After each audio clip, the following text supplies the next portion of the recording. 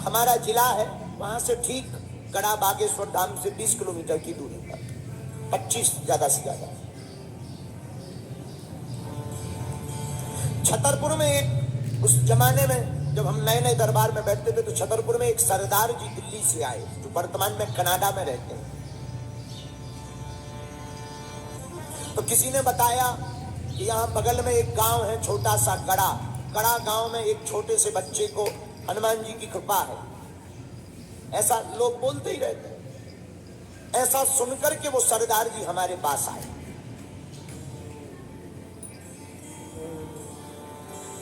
हम दरबार में बैठे हुए थे, 40-50 लोग बैठे थे।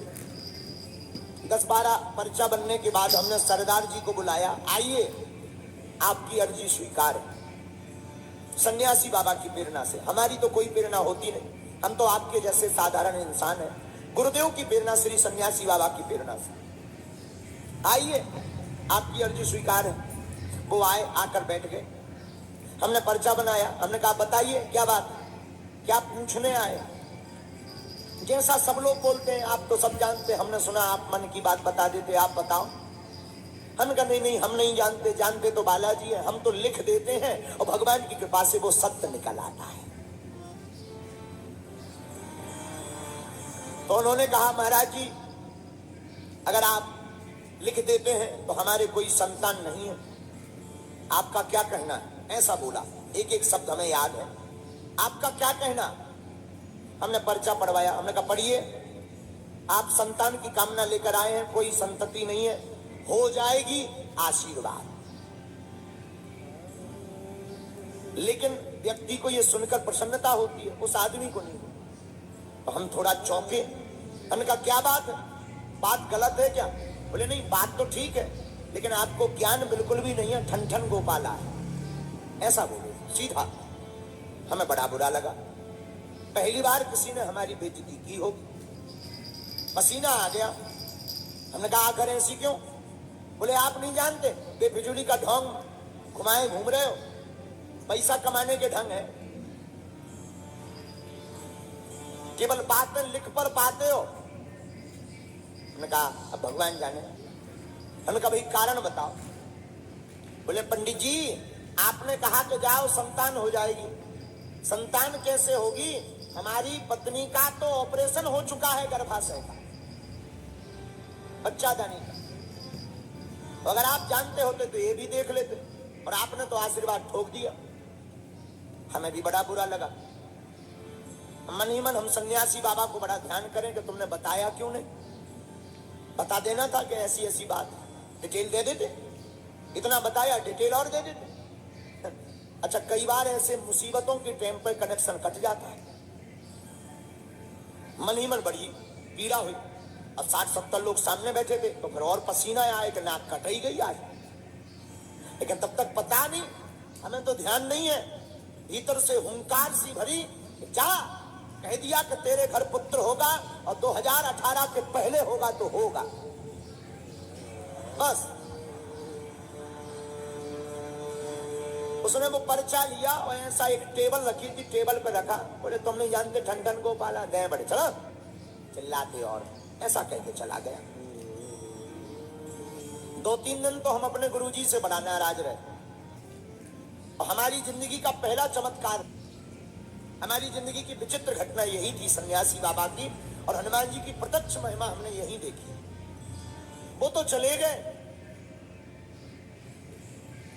सन 2015-16 की है, इतना स्मरण नहीं, अब तो लंबा हो गया। वो लगभग 8-10 महीने बाद कोई दंडवत करता हुआ आया। उस वक्त हमारा दरबार शनिवार मंगलवार लगने लगा था, तो शनिवार के दिन कोई दंडवत करता हुआ आया। तो हमें सेवादारों ने बताया कि कोई इतनी तपती दोपहरी में दंडवत करता हुआ आया है। हमने कहा आने दो, आते ही रहते हैं, मिलवा देना। झोपड़ी बनी थी तब, कमरा भी नहीं था बागेश्वर धाम पर। हम झोपड़ी में तखत के ऊपर बैठे, सामने बागेश्वर बालाजी का चित्र, ऊपर छोटे से मंदिर में हनुमान जी का स्थान था पहले, जहाँ बागेश्वर धाम है। बैठे बैठे हम दरबार लगाए थे, वही रोज का क्रम चल रहा था। बात आई गई हो गई थी, 8 महीने पहले बात कही थी, हमें तो ध्यान नहीं था। गुरुजी ने जो कहा हो, तो बात आई गई हो गई। गुरुजी ने बाद में हमें समझाया बुझाया कि तुम टेंशन मत लो। गुरु की आज्ञा हमने मान ली थी, बात आई गई हो गई थी, हम ध्यान भी भूल गए। लेकिन वही सरदार जी 4-5 अपने परिवारजनों को लेकर के आए और उनके साथ में एक बड़े स्पेशलिस्ट डॉक्टर, आंखों में आंसू भरते हुए रोते हुए बोले, गुरुजी आपने हमें पहचाना? हमने कहा हमने पहचाना, आप हमको उल्टा सीधा बोल करके कहते जिनका गलत पर्चा बन गया था। आंखों से झरझर आंसू बहते हुए फबक फबक कर रोने लगे और जमीन पर सिर पटक करके हाथ फटकारने लगे।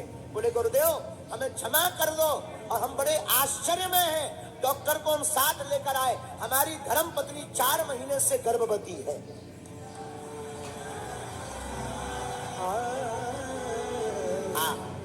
हमारी भी आंखों से झरझर आंसू बह गए, आंखें हमारी खूब दबदबा गई और हमने खूब सन्यासी बाबा की जोर से कांपते हुए जयकारा लगाई कि धन्य है वीर बजरंगबली, आज तुमने इस गलती की और संत महिमा की लाज रख दी।